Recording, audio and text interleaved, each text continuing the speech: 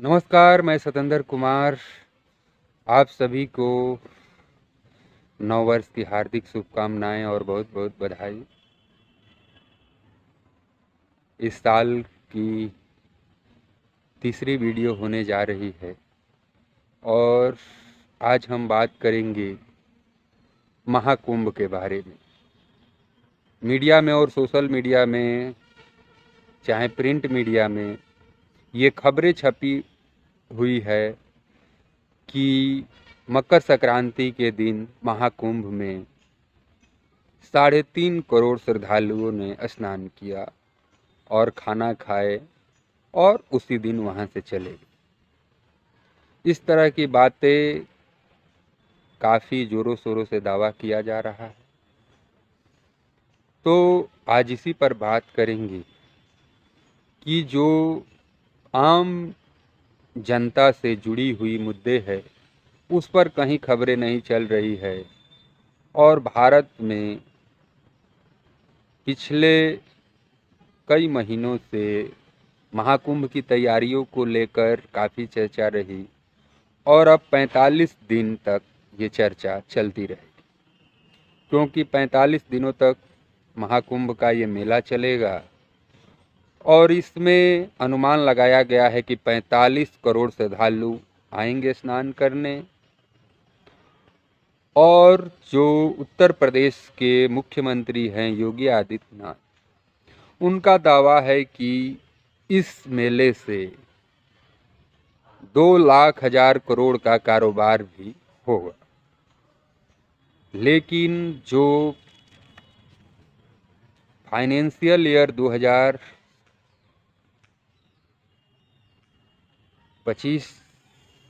का बजट आने वाला है, आप जानते हैं कि फरवरी में बजट आता है, तो उसमें भारत की जो आर्थिक विकास दर है, जीडीपी है, उसका अनुमान 6.1% के करीब लगाया जा रहा है। लेकिन जो भारत का मैन्युफैक्चरिंग में जो योगदान 1990 के दशक में था, जीडीपी में भारत का मैन्युफैक्चरिंग सेक्टर का योगदान, वो आंकड़ों के अनुसार आज भी वही नज़र आ रहे हैं। वित्त मंत्रालय के आर्थिक कार्य विभाग का डाटा है,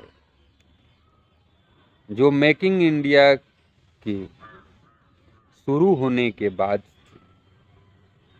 ये आंकड़ा तस्वीर बता रहा है कि 2014 में जब मोदी जी आए थे तो मेकिंग इंडिया की बात कर रहे थे और उसमें एक शेर का सिंबल दिखाया गया था कि अब भारत का जो है मैन्युफैक्चरिंग सेक्टर को बूस्ट मिलेगा और काफ़ी लोग इसमें अच्छा करेंगे और जो ग्लोबल स्तर पर है वो भारत की मैन्युफैक्चरिंग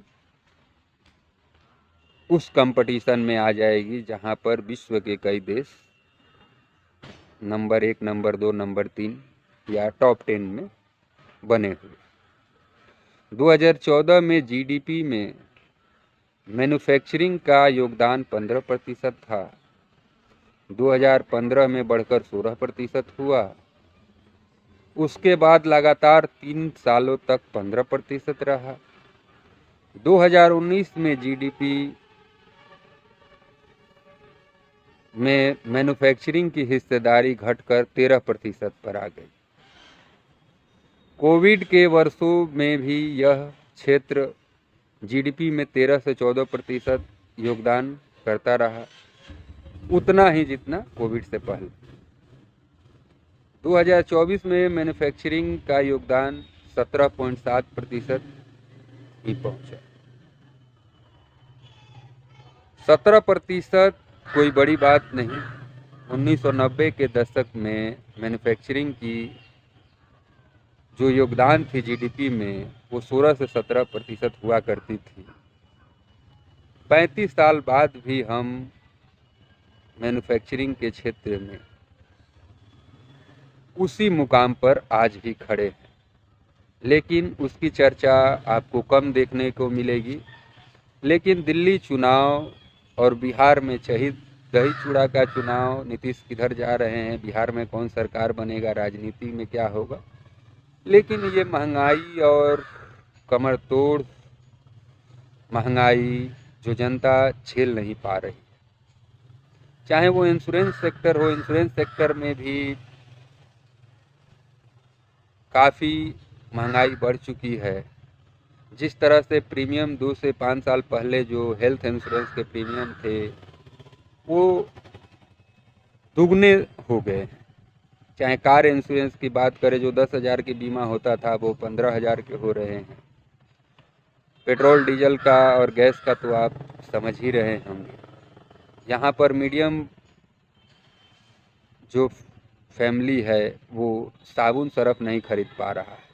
साबुन सरफ कंपनियों का अपना दाम कम करना पड़ रहा है और बड़े पैकेटों को छोटा कर कर के मार्केट में ला रही। और देश में सिर्फ कुंभ का चर्चा हो रहा है कि मकर संक्रांति के दिन 3.5 करोड़ लोगों ने स्नान किया, भोजन किए और अपने घर चले गए। इस भीड़ में आपको मीडिया ये नहीं बता रही है कि वहाँ पर जो श्रद्धालु जा रहे हैं उनसे बात करें और लोगों को बताए कि उनकी आर्थिक स्थिति क्या है, क्या वो महंगाई से परेशान है नहीं है, उनकी मुद्दे क्या हैं, उनकी परेशानियां क्या है। लेकिन सिर्फ माहौल बनाया जा रहा है कि सभी लोग देश में खुश हैं और सब लोग कुंभ में आ रहे हैं।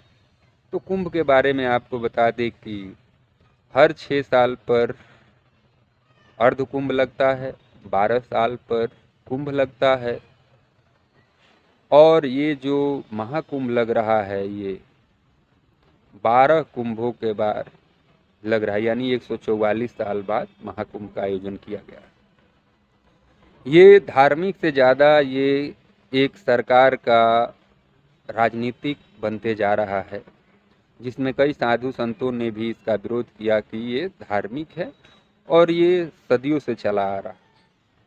लेकिन भाजपा वाले इसे अपना कार्यक्रम बता रहे हैं। यह भी खबरें आई कि योगी आदित्यनाथ इसमें निमंत्रण दे रहे हैं कि कौन कुंभ में आएगा, कौन नहीं आएगा।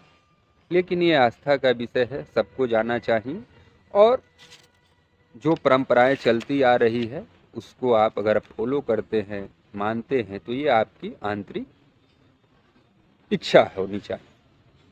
अब बात करते हैं कि किस आंकड़े के अनुसार जो मीडिया कह रही है कि यहाँ पर 3.5 करोड़ जनता आई और एक ही दिन में दर्शन करके चली गई।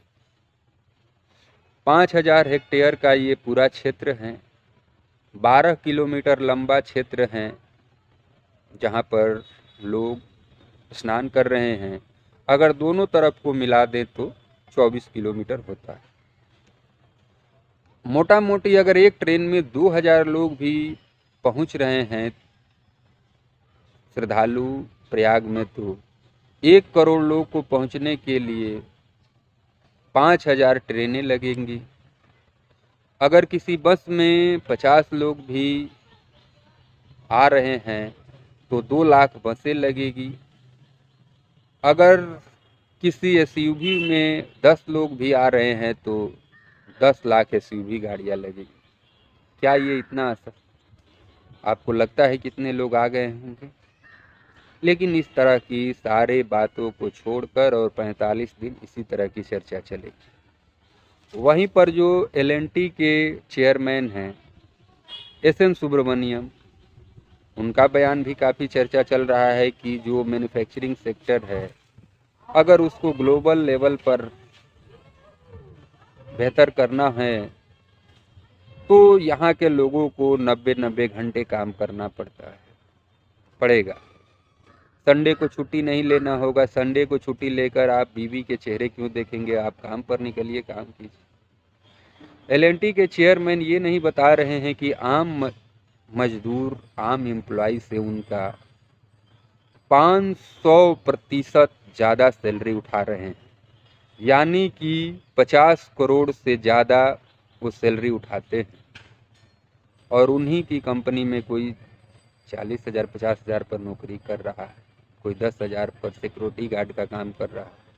वो 12-12 घंटे तक ड्यूटियाँ करता है, और आप जानते हैं कि सिक्योरिटी गार्ड का एक दिन का भी छुट्टी नहीं। तो 12 घंटे ड्यूटी करने में 1 घंटा उसे घर से आने में, 1 घंटा जाने में, यानी 14-14 घंटे ड्यूटी कर रहा है। तो 14 छक 84, 14 सटे 98, वो 90 घंटे की बात करें, 98 घंटे तो लोग काम कर ही रहे हैं। लेकिन उनकी मजदूरी में कितना इजाफा हुआ, इस पर कोई चर्चा नहीं आप देखने को मिल रहा होगा।